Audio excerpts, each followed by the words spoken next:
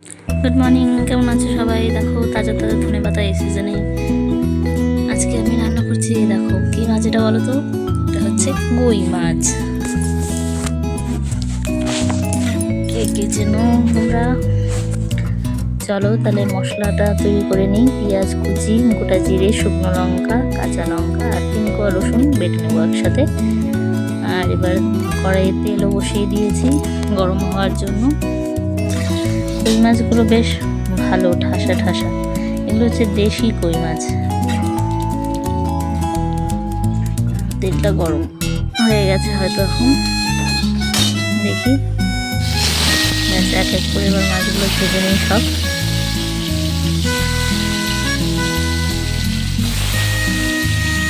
এখনকার দিনে তো সব মাছই চাষ হয়, শিং, মাগুর, তেমনি কই মাছও চাষ করে, তবে এই মাছটা চাষের নয়, এটা দেশি কই মাছ।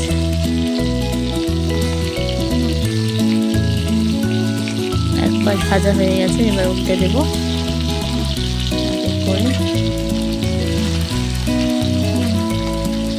ও আমি আজকে রান্না করবো হচ্ছে তেল কই।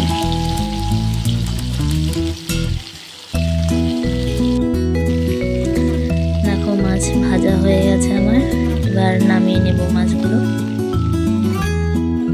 মাছ নামিয়ে নিয়েছি, এবার ওই তেলেই শুকনো লঙ্কা ফোড়ন, গোটা জিরে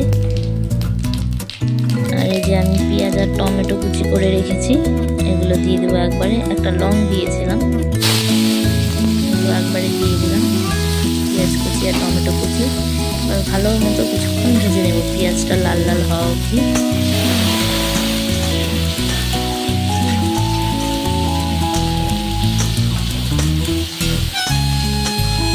পেঁয়াজ ভাজা হতে হতে আমি সেই ফাঁকে মশলাটা তৈরি করে নিয়েছি।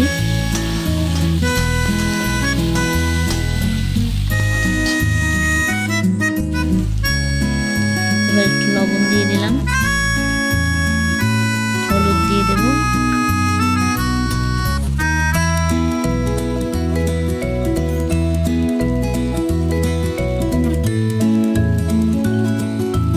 ভালো করে লবণ হলুদ একসাথে মিশিয়ে ভালো করে ভেজে নিব টমেটোটা নরম হওয়া অবধি।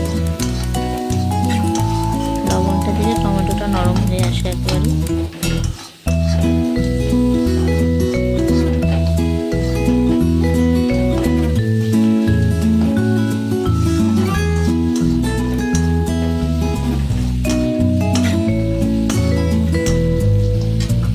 ভালো করে ভাজা হয়ে গেল।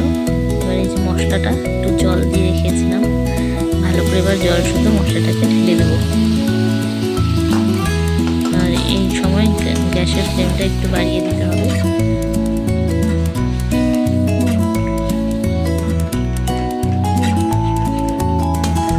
এবার জল শুকনো অবধি আর মশলার থেকে যতক্ষণ তেল না ছেড়ে আসছে ততক্ষণ মশলাটা কষবো।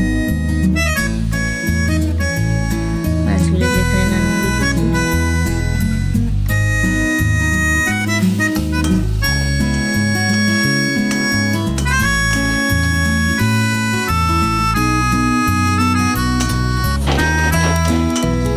দেখো জল শুকিয়ে এসেছে, মশলাটাও মোটামুটি ভাজা হয়ে এসেছে, লাল লাল হয়ে গেছে। এবার গরম জল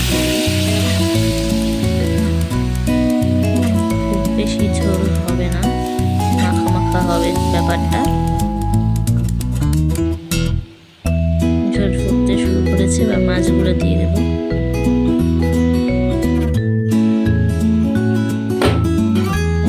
সব মাছ দিয়ে দিলাম।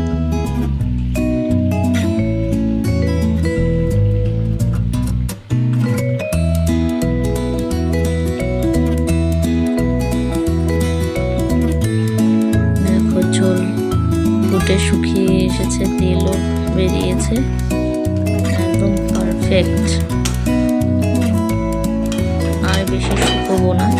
এবার নামানোর আগে একটু সর্ষের তেল ছড়িয়ে দিব, যেহেতু নামেই আছে তেল কই, তাই নামার আগে আর একটু সর্ষের তেল ছড়িয়ে দেব।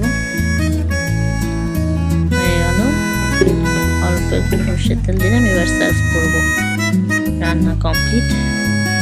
এই দেখো তেলকই রেডি। কেমন লাগলো তোমাদের ভিডিওটা কমেন্ট করো।